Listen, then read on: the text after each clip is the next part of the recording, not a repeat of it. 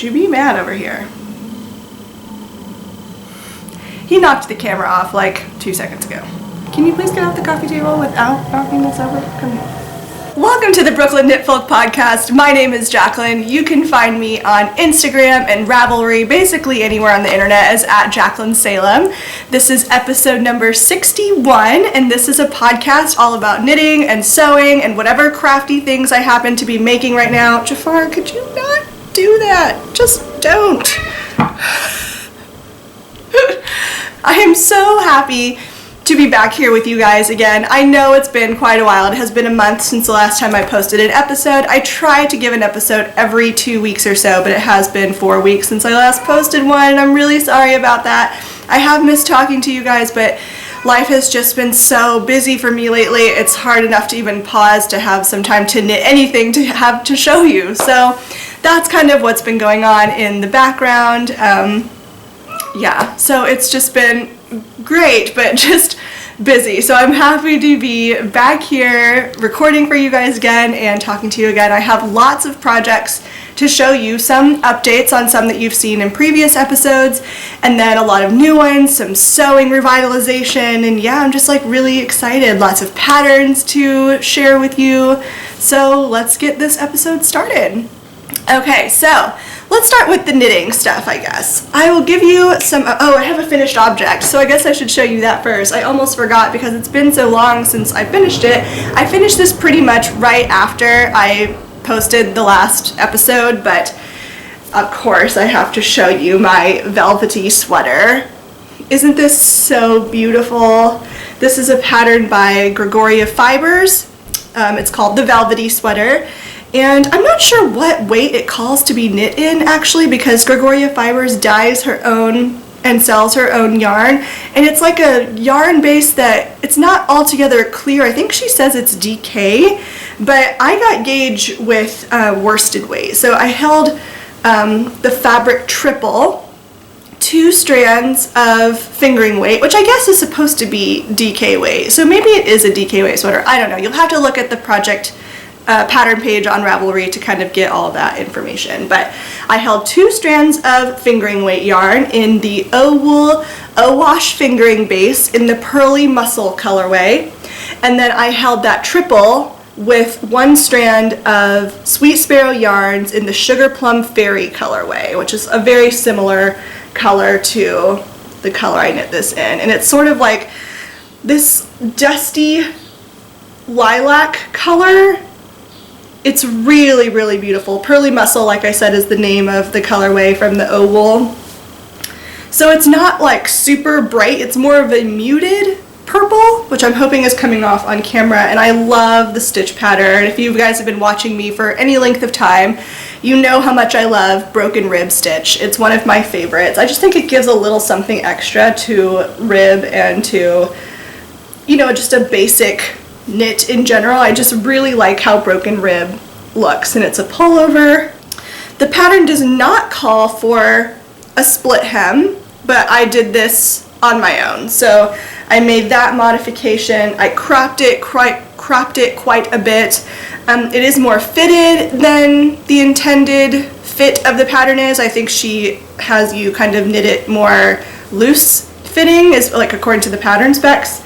I was quite confused up here when I was knitting it, so I kind of just went rogue based on my own knowledge of previous sweaters that I have knit. The verbiage was just a little bit, I found it very difficult to understand. So she did have it test knit, but I don't know if I would call this a beginner sweater just because I was so confused, and it's, I don't know, like the 4th sweater that I've knit now, so we'll see. But I think I would knit this again. I really like the pattern. I was very distraught in the beginning because I did find the mohair to be itchy when I put it on, and it still is. Like when I first put it on, it is itchy, but for some reason it goes away after wearing it for like 10 minutes. Maybe my body adjusts, I don't know, but especially in cold weather, when I'm wearing it outside in the cold, I don't feel the itchiness at all. It's only when I'm indoors and first putting it on, but I can put it on real quick to show you.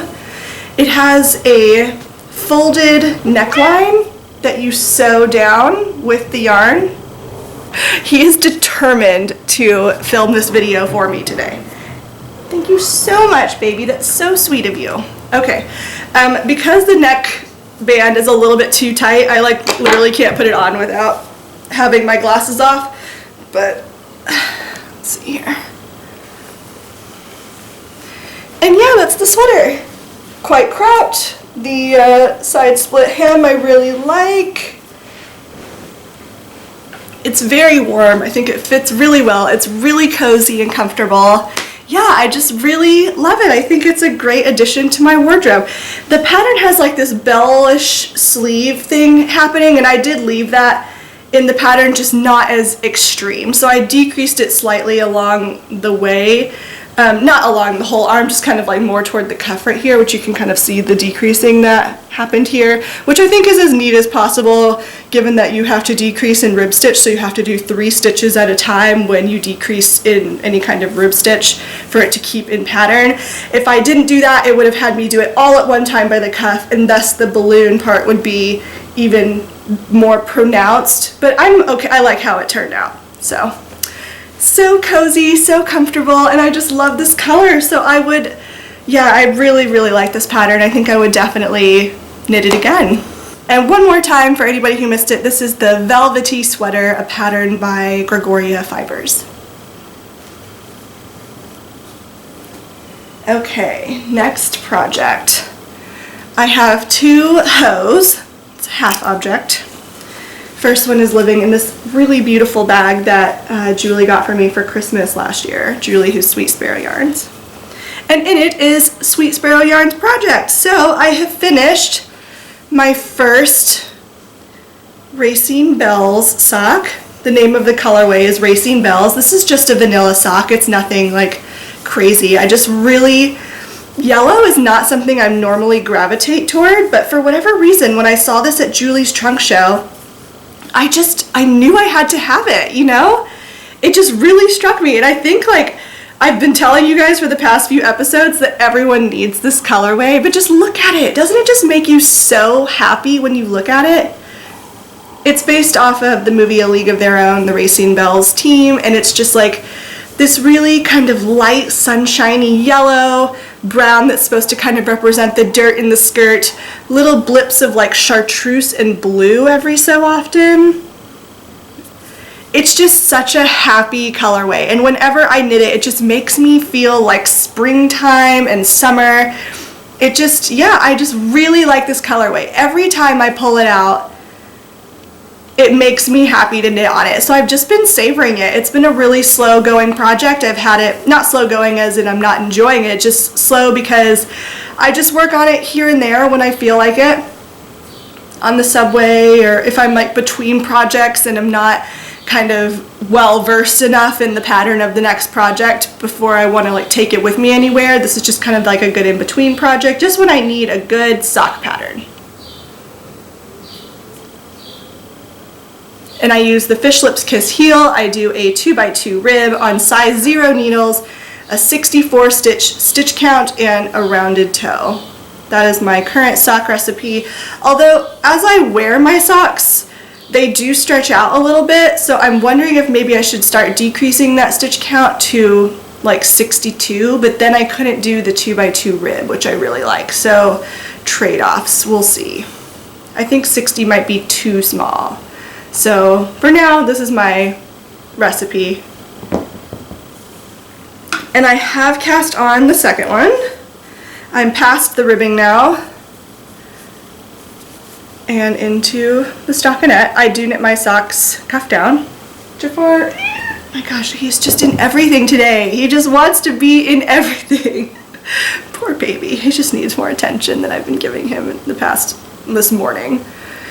Here's the yarn cake. See, isn't this so gorgeous? Honestly, if I were you, I would go right now and buy this from Julie's shop. So many of you, I think, have purchased this at my recommendation, and I just like, if it can make you even a tenth of the happiness that it makes me, it would be worth getting. Just to have such a happy pair of socks in your collection, right? Just so springy and summery. I don't know why, but it just gives me such a nostalgic feeling. Like, I think about my toes in the grass in Tennessee playing with my nephew and tubing down the river. Like, I love going tubing in the summertime. It's one of my favorite things. It just really reminds me of that sort of thing, this kind of being outdoors in the warm weather. So, yes, Racing Bells colorway by Sweet Sparrow Yarns. This one's on her Gosling base, which is an MCN. One sock down and another one cast on. Oh, that's another thing. I don't know what they are right now. Hopefully I can find out and put it on the screen as I'm editing this. But Julie got me these stitch markers right here. They are just the perfect size. They're these little hexagons. They're like they're kind of substantial inside, like kind of bigger and thicker, but they're very lightweight. So these are my favorite stitch markers right now because they're big enough to slip without like having to really dig my needles in and they get caught and fall off. I just really like these stitch markers. So I'll have to ask where she got them because I pretty much use them on every project if I can, because she got me a small handful of them, but I could probably use more of them, honestly. I typically use those or just the classic bell bulb stitch markers. Such a happy sock. Look, it's just so cute, right? Sorry, I know I'm like going on about a vanilla sock, but I just really, really love that colorway. It just makes me happy every time I look at it. And speaking of happy colorways, Julie got me as a gift. We just buy each other stuff randomly whenever we see something that we know the other will like. And she surprised me with this amazing skein. Have you guys heard of the Yarn Badger before? I wish I kept the yarn label because her logo is just too adorable for words. Literally is this badger knitting yarn, but this like a really cute illustration. Anyway, she sells a lot of self-striping in her yarn shop on Etsy, and she has a couple self-striping yarns options that have like a lot of stripes in them. Excuse me, lots of coughing today, so I'm sorry if you're getting lots of cuts and edits in this podcast, but it is what it is. So the Yarn Badger, she has a couple like options that have a lot of stripes in them. This one in particular, this is her sci-fi colorway, and I'll show you a sock because I have a hoe right here, has 20 stripes, 20 individual stripes in it. And I did get through the entire thing, so that's why you see some repeats in here. But I just love the sci-fi colorway. It's like a bit rainbowy without being too rainbowy. I don't know, they're like kind of like a vintage sci-fi look to it. And it is just so fun to knit these socks. So fun. So this is the sci-fi colorway. I did contrasting heels and toes using Sweet Sparrow Yarns in the blood orange colorway. This is a colorway from her first advent calendar. So here that is right here.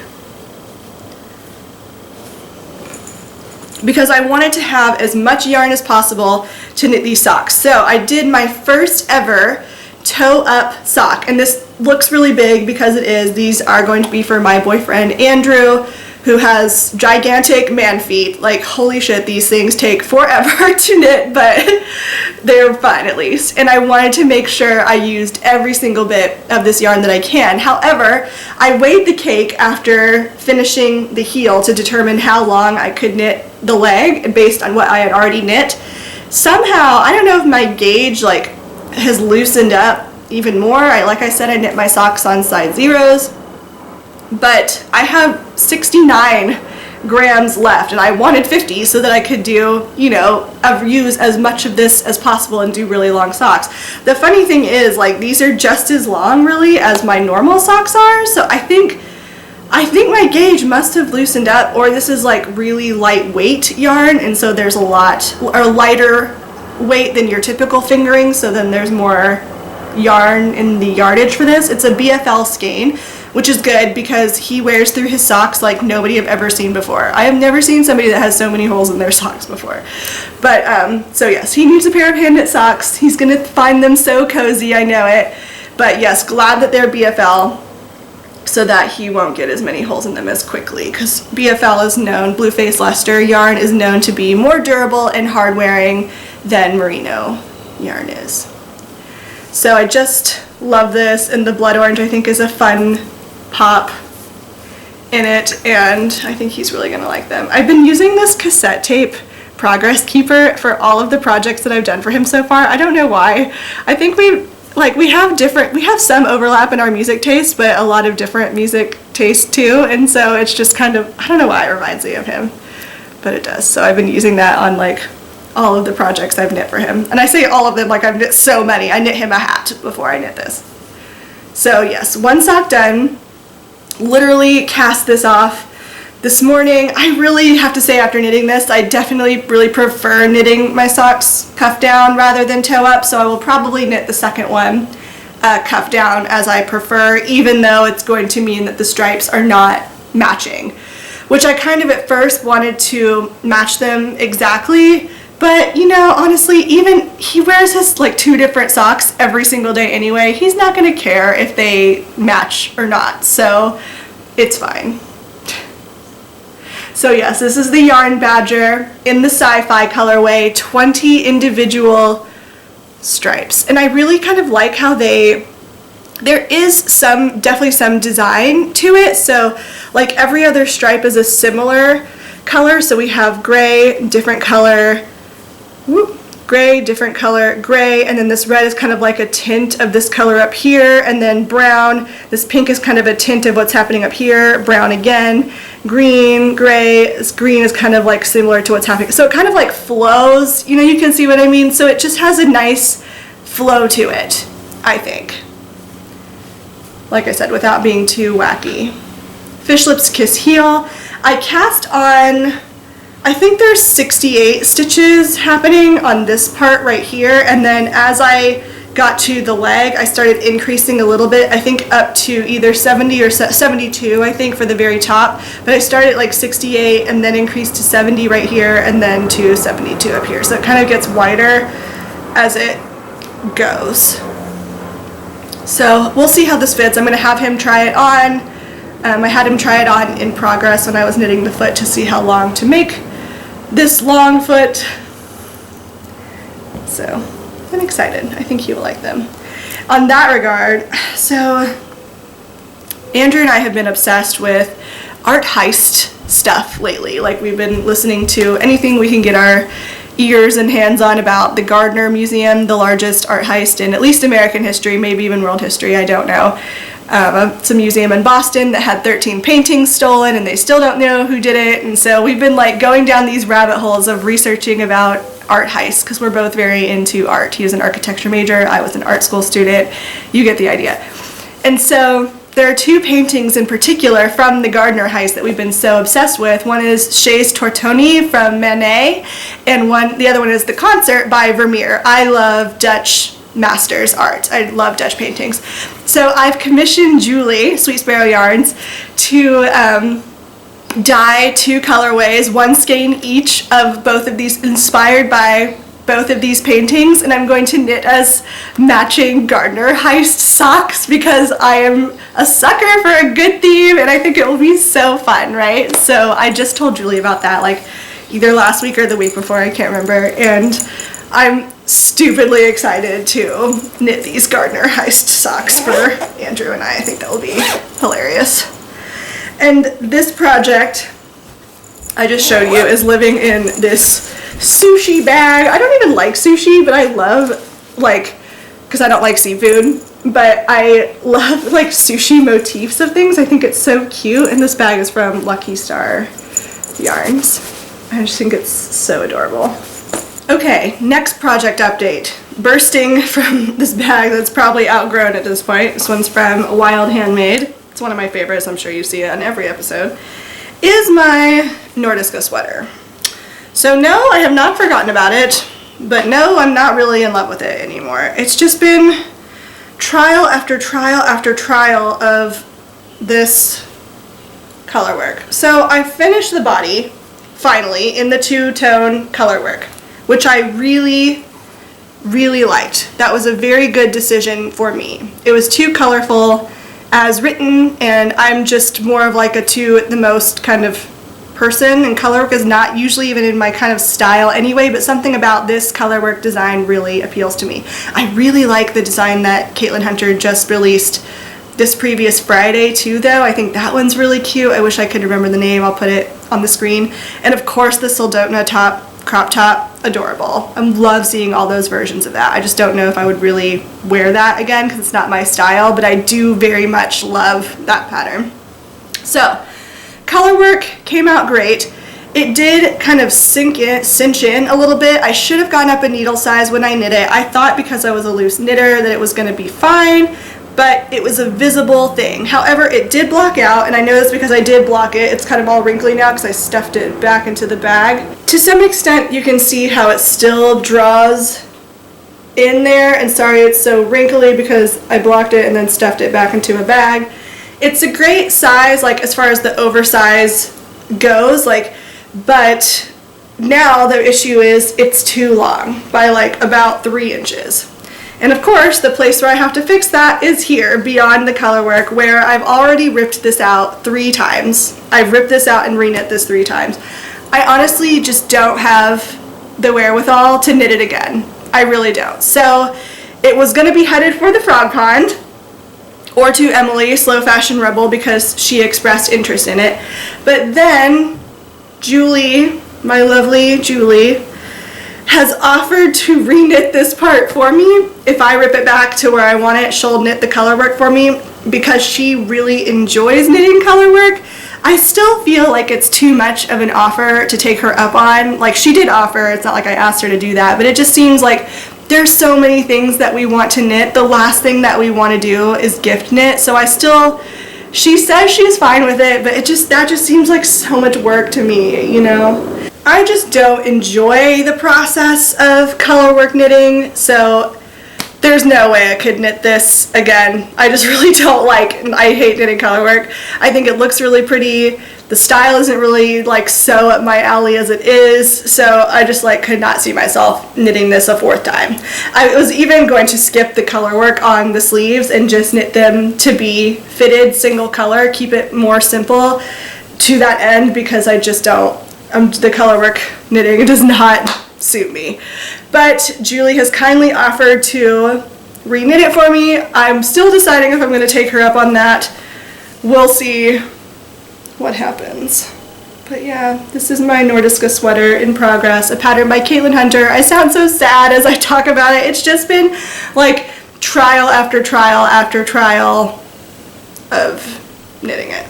So the reason I had to rip it back more than once is because the first time I didn't like the too many colors in it. The second time I realized when I got to this part that my stitch count was off, so I had to rip it back again to reknit it again, and it's just, yeah. Nordiska sweater, a pattern by Jaclyn Hunter. If you've missed previous episodes, the yarn is Sweet Sparrow Yarns. This is her Morel colorway on her House Run base, which is tweed. And then the contrast color is this kind of red, brown, purple. It's called Al Swearingen, and it's on her singles base. And I just really love this colorway on this particular base. So I love how the color work turned out. I just wish it was the right length, because now it's just too long. It's like a tunic. It's not a flattering length on me, really. So it, yeah, like I said, needs to be about 3 inches shorter than this, maybe even 4. And speaking of new projects that might go to the Frog Pond, so sad, I've cast on the really beautiful Cardi Zen by Bayron Handmade. I love this pattern. I love the look of it. It calls for a super bulky weight yarn, and I'm knitting mine in black. This is Lion Brand, I think like Woolly's Thick and Quick. I can't remember the exact name, but it's a commercial yarn, which I thought would be best to get a really true black color. It's a mixture of acrylic and wool in the black colorway. And I've knit about, it's all garter stitch, back and forth, about this much on it. The pattern, like I said, is really, really cute. I really want this for my wardrobe, but the process of knitting it is just like not enjoyable for me because of the needle size. These are like either size 15 or 17 needles, I can't remember for sure, but it makes like really slow going as you're knitting it. I'm about ready to join another skein, which is why this tail is here. Yeah, it's just like very slow going knitting with needles this big. So the knitting process itself has not been super enjoyable. It goes fairly quickly because the needles are so big and because the yarn is so thick, but it's just not like speed. It slows it down because of the size of the needles. So what I'm thinking about doing in the future is like adapting, because her pattern is very recipe-like in that kind of once you figure out some initial numbers, the construction of it would be simple to figure out in different weights once you kind of did some mathing for gauge for a lighter weight yarn, which is what I might do in the future. Who knows? I haven't frogged it yet. This yarn is such a specific purchase for this, so I think like there's no rush to use this yarn for something else. Like I think it's really well intentioned and selected for this project, so I think it's a really good yarn and pattern match, but I just like haven't been working on it because it's so slow going with the needle size this big. So this is definitely a product knit for me versus a process knit, where you knit something because you want the product and not because you necessarily enjoy the process as much. I do really want this sweater though, and I think I would wear it so much. It's the first thing that I cast on after doing some pretty heavy style analysis in March. I got very into like analyzing my Pinterest boards for fashion to see like kind of what themes and like reoccurring things were on the Pinterest board, and this is like one of the first things that I cast on after kind of doing that style analysis. So I know it would fit into my wardrobe like a dream. Like this would look so good. I'm like hyping myself up just talking about it to keep this project in rotation, but it's just those needles are not calling to me as much. And the other problem is that I purchased yarn for a new sweater, which after everything I just said about color work just makes me like a total liar, but I've been dying to knit the rug sweater by, sorry, I don't know how to pronounce her name, so I'll make sure I put it on the screen. And when I went to the Washington County Farm and Fiber Tour, I found this yarn. This is going to be the main color at Bat & Kill Fiber Mill. It's so woolly and soft and beautiful. Oh, I love this yarn so much. This is not the nun spun, so if you've been watching for a while, I typically buy a sweater's quantity of hand spun yarn from the nuns at St. Mary's on the Hill. This is from the fiber mill, Bat & Kill Fiber Mill, on this tour. So I did buy a sweater quantity, but not from the nuns, and this is going to be the main color. And then this gorgeousness, look at this. Look how beautiful this color is. It's like burnished gold, bourbon color is going to be my contrast color. Like, I know, I just said I hate knitting color work, and I do, but I really have been wanting this sweater for such a long time. So I hope there's not a ton of color work in it, so I'm hoping that this will not like really slow me down from knitting it. We'll see. But I did buy a sweater's quantity to knit that. All the rest of this in here is just the same gray. So I've been dying to cast it on, and then I'm spurred on even more to knit the sweater because my lovely friend who attends the Farm and Fiber Tour every year, her name is Mary Beth Kress, she has knit the rug sweater, and I tried hers on and it looked so cute on me. So now I just really need to knit it. So that is it for my knitting projects right now. I have quite a bit on the needles, things that are headed to frogging. I did do a huge destash of yarn at the Farm and Fiber Tour. I took a bunch of stuff there for people to just have. I also have a Instagram page, Brooklyn Knitfolk Destash, for some yarns that I'm selling that I just no longer am using anymore or know I'm not going to use. So if you're interested in taking a look at that, by all means go ahead and check over there if there's anything that has caught your eye. I've sold quite a bit of it already, but there are like I think 5 things or so left. It's really pretty. It's just yarn I know I'm not going to use in the near future, and I just need to like get my stash down a little bit. I have knit through every sweater's quantity of yarn that I have in my stash except for one, and then I purchased this one at the Farm and Fiber Tour. So I'm very proud of myself for finally knitting through all those sweater quantities of yarn. There's just not room in a New York apartment to store all of that, you know? So, and I'm excited to cast on the sweater quantity that remains, so yay! Alright, sewing. I have a lot of sewing to share with you right now. That's what happens when I don't talk to you guys for so long. It is Me Made May. Me Made May is such a fun challenge where you wear one item of hand or more, or your whole wardrobe, however much handmade items you want to wear every day for the month of May. And it sort of helps you find where are there the gaps in your wardrobe, so things that you need to make. If you want to, you can post photos of your outfits on Instagram every day, which I love following. It's not like a requirement of Me Made May, but I do love following people who post all of their garments, so it helps give me some inspiration and things I want to make. I did make this dress that I am wearing. This is a McCall's pattern hack, so it's like a circle skirt from one, and then I made it into a square neck, and then turned the back into this crisscross back dress. It's really cute. It's by far my most worn handmade item. I really, really love this dress. But I have some sewing projects that I want to share with you, and then sort of some like ideas for beginner sewists or things that I do all the time that can maybe help you if you're just getting into sewing clothes. And so the first thing I wanted to talk about was hacking ready-to-wear items.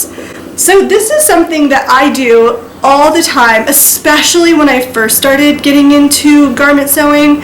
I've been sewing quilts, or sewing in general, since single digits age, so like 7 or 8. But I haven't really been making clothes until the past, I don't know, 3 years or so. So I'm very new still when it comes to sewing clothes. However, because I know how to sew, and I've always, for a really long time, most of my life, I would buy things from thrift stores in college especially all the time, and would just kind of alter them to suit my body type. So if something was just too long and I would rather turn it into a mini skirt, that's like the most common thing that I did. These are kind of some low stakes ways to kind of dip your toes into fitting garments to your body and kind of get some practice if you don't want to go for the full on buying the fabric, cutting out the pattern, fitting it to your body afterwards, and then maybe it works out and maybe it doesn't. That's why I think this would be a really great option if you're just getting into sewing. I know I've talked about this in like very early days Brooklyn Knitfolk episodes because it's just something that I've been doing for so long. So I thought I would show you an example. Here is an Old Navy dress. They had one dress left in this color, and sorry, I know my camera is probably going to be blowing this out like crazy because it is a very bright red-orange dress, but it was one size too big for me, and it was really long. It was like midi length, which after looking through all my Pinterest fashion boards and diagnosing my style, I've kind of discovered that midi length dresses are just in knee length, not something that works for me. I either want it short where you can see all of my legs, or I want it maxi length so that you like have this, again, elongated leg look. It's just kind of part of my style. This was in a midi length. So what I did was used a skirt or a dress that I actually really liked already in my closet, laid this out on top of the dress that I really liked, and then cut along using my dress that I liked as a guide for how long to make a skirt. So I did add some length to it, of course, because you need some seam allowance, otherwise, because it's going to get a little bit shorter than that. So I kind of used my dress that I liked as a guide and added about an inch or so to it and made it shorter. So I serged the bottom and then turned it under. And that's what it looks like from the outside. And so that's just like a really easy way to kind of like get some practice with sewing. Go to your thrift store and buy a skirt that you really like, but maybe, or a dress, and it's just not the right length for you. If you buy it, especially on, like a good deal or something from Goodwill or wherever, then you're gonna have like a, new to you skirt for very little money, and you can get some practice with sewing in. So that's what I did with this. I also took, because this was one size too big for me, I took it in on the sides here a little bit at first, and then realized that wasn't enough, and then took it in a little bit more. So not just on one side, I determined how much I needed to take in on both sides, and then divided that, how much I needed to take in overall, divided that amount by 2, and then took it in that amount on the side seams. And once I realized, I could still get by with taking in a little more, because this was the first one, then this is the second pass that I did. I could cut this off right here, but I just left it because it's fine, you can't really tell. The skirt part right here fit really well, so what I ended up doing was just taking it in along the bodice and then kind of tapering it off at this waist part right here where the bodice meets the skirt portion. So yeah, that's just a quick idea for people who want to get into sewing but maybe are a little bit intimidated by the idea of doing the whole shebang in one go. Give fitting some garments that are like close to what you're looking for but not exactly. Give that a try. That's my recommendation, at least. That's kind of how I started. And to that end, I have another dress that I thought I'd show you. This one I got at Goodwill on sale for $8. This amazing 90s goodness. Check this out. It's like a baby doll black dress. It has a crisscross back. There you can see it. And it's like a maxi length, almost like a prom dress. Too fancy maybe for everyday use. Like I said, I like maxi dresses, but I think I would wear this so much in the summer if it was a mini length. So I'm gonna do the same thing. It fits everywhere else. I just want it to be a mini length. So I'm probably gonna use that red skirt right there, or the red, I keep calling it a skirt, it's a dress. I'm going to use that dress as a guide for how long to make this. Cut it off, serge the bottom, flip it under, sew a new hemline. Bada bing, bada boom. New skirt, dress. Anyway, you get the idea. You know what I'm saying. So yeah, I just thought I'd show you like this in action. I did purchase this, but that's the intention. I'll probably do this. I should do this right after I finish filming this episode. All right, some finished objects.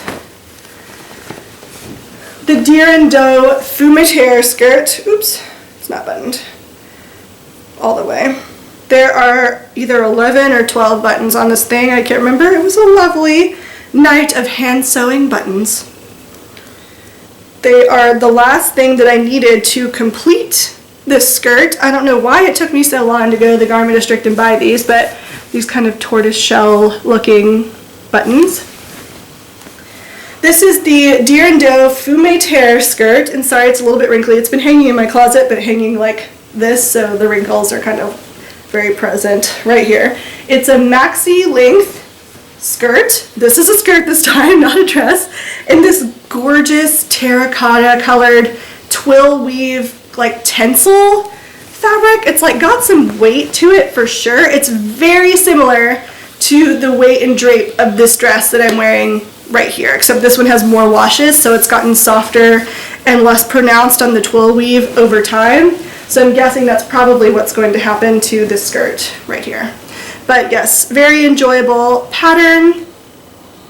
Deer and Doe like patterns do seem to fit me pretty well, and I can show you that because I have another one here that I finished.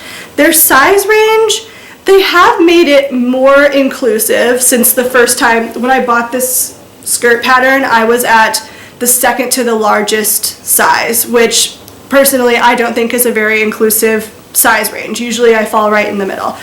And they have since expanded that sizing into 17 sizes, I want to say. But that being said, looking at the very largest size, it's still not that big. Like, it's like their increments between sizes are very small. It's still, so you get like probably a better fit if you do fit into their size range because it's more tailored to your body type, because they have a lot more options within a large range, but even the largest sizes are still not super inclusive, in my opinion. Just my thoughts on that. I know it's a very complicated issue. I see both sides of it. Having friends that are in the fashion industry, it's not just as simple as you design one skirt and then just keep grading up from there. After, I think the rule of thumb is you can only grade up or down 2 or 3 sizes from a block before you have to make another one and then grade up and down 2 to 3 sizes from that block, and so on and so forth. So it's more work than just designing a skirt pattern and grading from that block. So that part I get. It's an expensive endeavor, time consuming, tricky, a lot of factors that go into it. That being said, the people who are sewing clothes are a lot of times are sewing because they can't find what they need in a ready-to-wear store.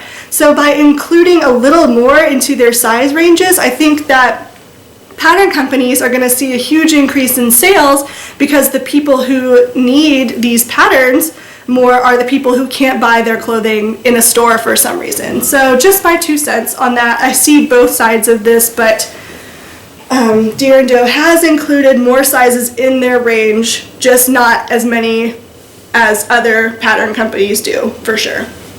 So the Fume Tear skirt, it's got pockets, which are really great. These are actual usable pockets, in my opinion. I feel like I should stand up and show you this, but not that you're going to be able to see everything. Sorry, I didn't button that second button there. But yeah, you get the idea. I just love this color. It's made up of many panels. On the back, it kind of cinches in at the waist because you put in elastic on just the back part of the waistband, not the front. So I think that's a really flattering feature that kind of makes it fit a little bit better. It's a hair too small. I can get it on and it's comfortable. I just don't know how good it looks, or maybe I'm just being overly self-conscious about it, but I do think it's just like, it's fine. I can get it on and it's comfortable, like I said. It's just, I think, like a hair too small around the hips area. But it'll be wearable, I think, soonish, hopefully. With more wear too, clothes always stretch out. And then the second thing that I've made, also a Deer & Doe pattern.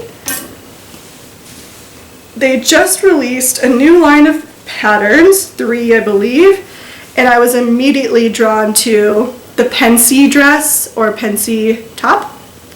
I made the dress version. It's made to be a mini length dress, but I've turned mine into maxi length with this beautiful silk navy charmeuse that I bought in the Garment District.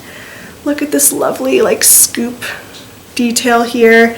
It's an open back dress and it's hard to see because of this fabric. If you go to my Instagram page at Jaclyn Salem, I have saved a stories highlight of me making this dress from start to finish, so you can see what it looks like on. There's still a few finishing touches that I need to do, like I need to tack down the facings to the dress so that they don't kind of pop out, and do some finishing along where the tie meets right here. Do a little turn under with this. It's not super noticeable though. Honestly, I could get away with wearing it as is, but just a few finishing touches to call it done.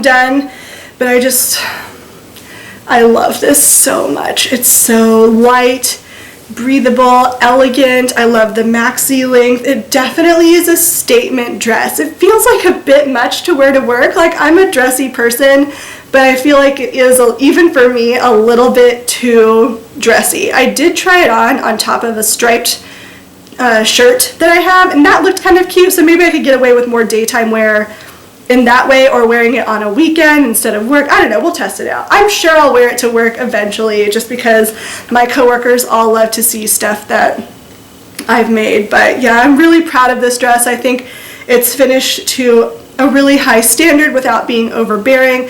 The pattern itself is a great beginner pattern. Like, if you've made the Ogden cami, this is like a slightly more involved version of the Ogden cami. So if the Pensy dress is up your alley or the shirt design, I would definitely give this pattern a go if it's something that you like and are a beginner. I use my loop turner to do these very tiny, delicate straps. They're 1/8 of an inch wide, so definitely some work to get those done. Yeah, oh, I just love this. I cannot wait to get this on and get some pictures of it, and I just love the navy color. So beautiful. So beautiful, in fact, that I've already started a second one, which is on my sewing table, but I did bring the fabric remnants that I have to show you the color. It's another silk one in this really gorgeous olive color. Originally, I bought this whole pattern. I mean, I love the pattern, so I was already going to buy it, but originally I was going to make this for a wedding that I'm officiating at the end of this month. But the color has since changed. Green is a really hard color to shop for, and we were having a really hard time finding an olive dress, so I was like, okay, I'll just make one. So I bought the fabric to make one, but thought I should probably buy a dress as a backup just in case this didn't work out.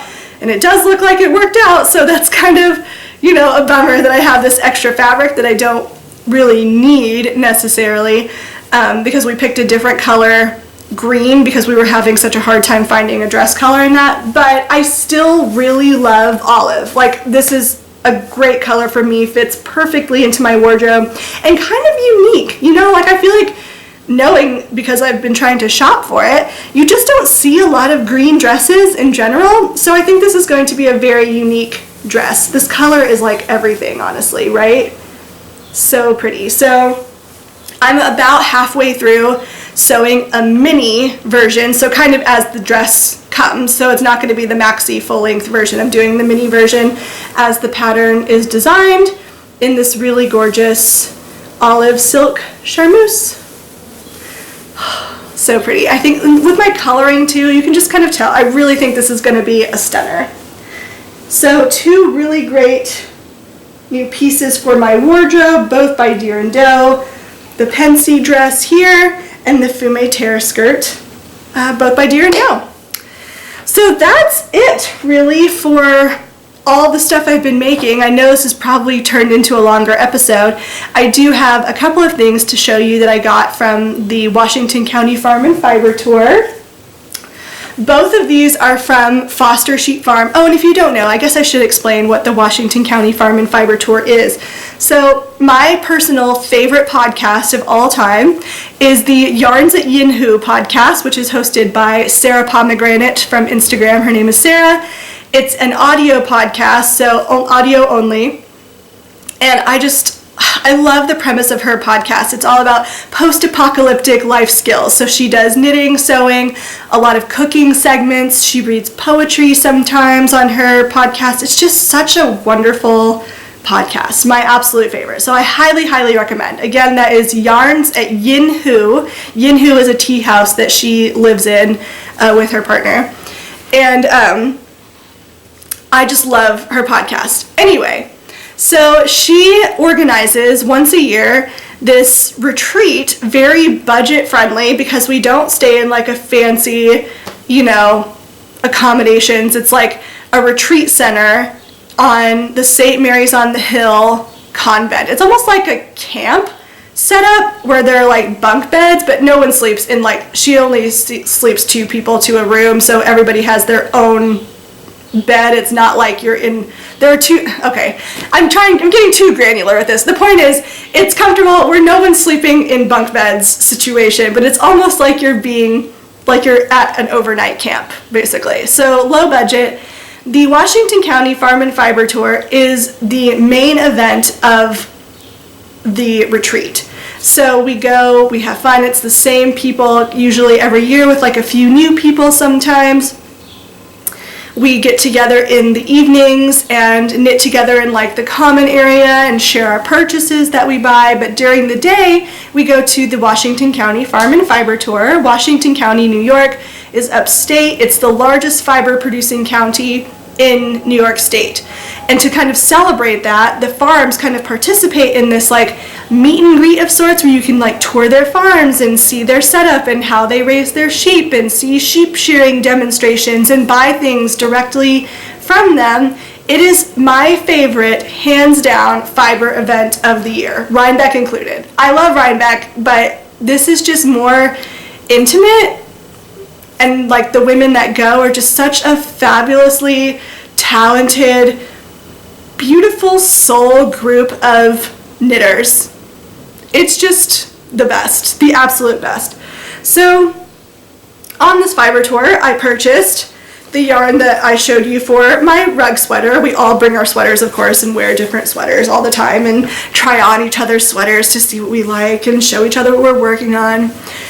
Carol, who has Foster Sheep Farm, which is just outside of Washington County, but she has a yarn shop and she's a little more well-known in the area.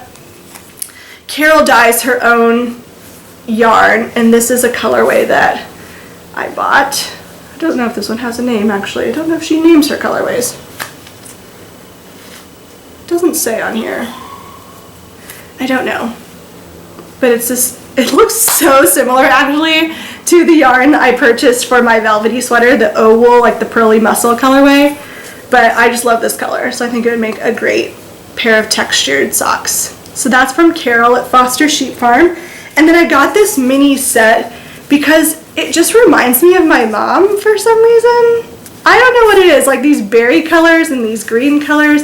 It just seems like her, and I don't know what I'm gonna make with it yet. I think I'm gonna make something for her, but I don't know what I'm gonna make with this yet. I mean, stripy socks would be an option, and I know she loves her stripy socks, or she likes the socks that I've knit for her, but I'm not sure. Maybe a cowl, maybe a shawl. All together, it's only 100 grams total though. So it would be kind of a smaller shawl if I did knit a shawl out of it. We'll see. Mom, if you have any suggestions about what you would like for me to, what kind of object you would like for me to knit in this yarn, let me know. No color work allowed, sorry. And by color work, I mean like involved color work. It's gotta be something like stripes at the most. So yeah, I just really like this. And this is also dyed by Carol from Foster Sheep Farm. So those were my other purchases other than the yarn I bought from the fiber mill. And yeah, it was just a really, really great time. So I had patterns. I have some patterns too to show you. Sorry, we're almost done with the things I purchased. The patterns I did not get from the Washington County Farm and Fiber Tour. They're just patterns I purchased online on a sale, and they've come in, so I thought I would show them to you because I've been meaning to for ages and just haven't. A lot of them are the patterns by Gertie from Butterick. And traditionally, or for me, vintage patterns are not really my style, but there are aspects of all of these that I like that I know I can use for hacks to achieve dresses and garments that are on my Pinterest board. So the first one is Butterick 6453. This one is not my style at all. I know many people have made this dress and loved it. It looks super cute, but the sheath dress is more what I am interested in. I have a really difficult time buying any dress like this in ready to wear because usually my hips size is a larger size than my bodice and bust size, so I never can find something in ready to wear that fits me that's like a sheath or bodycon style. So I think it would be cool because I like that style. I think this looks really cute, but because I can't find it in ready to wear based on my measurements, I can make one instead. So really like that. This one, Butterick 6352. Again, I know you're looking at this and being like, what the, like this does not look like you at all. It's because no, it's not. But I do love this square neck top. So if we remove those sleeves and just did the square neck with this as like a wide kind of tank option, I could attach a different skirt to this. Honestly, I like a lot of skirts that I've seen like this, just not full necessarily, but I like this kind of tiered skirt in general. So maybe that would look really cute with it as long as those sleeves weren't on it. But yes, love that for some hacking. Next up B6530, and this is Gertie's petticoat pattern. Just one that I thought would be good to have in stash. There's a lot of dresses on my Pinterest board that kind of have this tiered skirt, and so I wear this out and about in the daytime. I don't like sweetheart necklines, so I'd straighten that out into a square, but if this was a square neck and had this dress attached to it, that would be such a cute party dress, right? And then a few more practical options. Vogue 9357. Love this. I mean, honestly, the way that the fabric that they chose for the sample is really selling this. I know a lot of people have purchased this pattern, and it's probably because the sample looks so good. I think this would be an excellent work dress. It would be a great kind of anytime dress. Again, the length is not very good for me. It's just not what I like, so I'd either lengthen it into the full maxi or shorten this into a mini. But I just think the construction is so interesting. Like, I love all of these different pieces right here, and these really big pockets attached to the front, the faux buttons, what I'm assuming are faux buttons. I don't think they're functional. No, because it has a zip up the back. So I just think that the dress is really interesting. And look at all these options for it. See, like, there's a tiered option. Look how cute. Oh, there is a maxi version in here. Sold. Yeah, so I just think this is an excellent, excellent buy. V9357.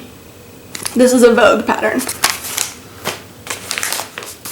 Next up, Vogue 8766. There's a lot of different dress options in here, but I purchased it for this one. Normally I don't go for princess seams.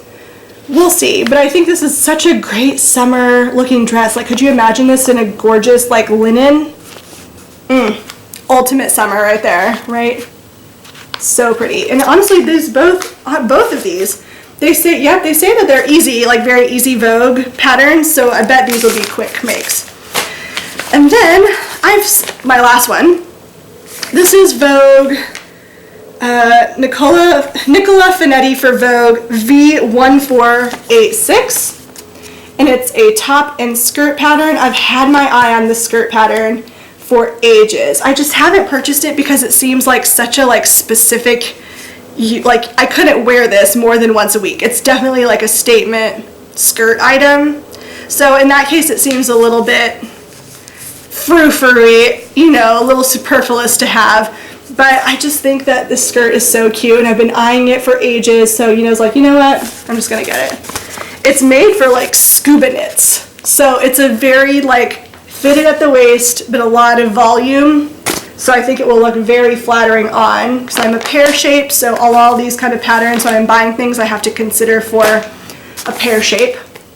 So I think this would be great for pear shape bodies. So this one says it's an average difficulty level, so see about that. So yeah, those are the patterns that I've purchased recently. Very excited about all of those. I got those a while ago, but I've just been waiting to kind of show them on the podcast. So with that, I think we are done with the episode for today. If you have any questions about anything that I've shown you or any resources that you'd like to know more about, please feel free to just pop them into the comments box below. Yeah, and I'd be happy to help you. Life has just been so good for me lately. Honestly, I've just been really happy. It's, yeah, been good. So I hope you guys have a really great, hopefully, couple of weeks until I see you again. Here's hoping I get an episode out again sooner than I did my last one. But I love talking to you guys. So hopefully I will talk to you soon. Take care. Happy making. See you next time. Bye.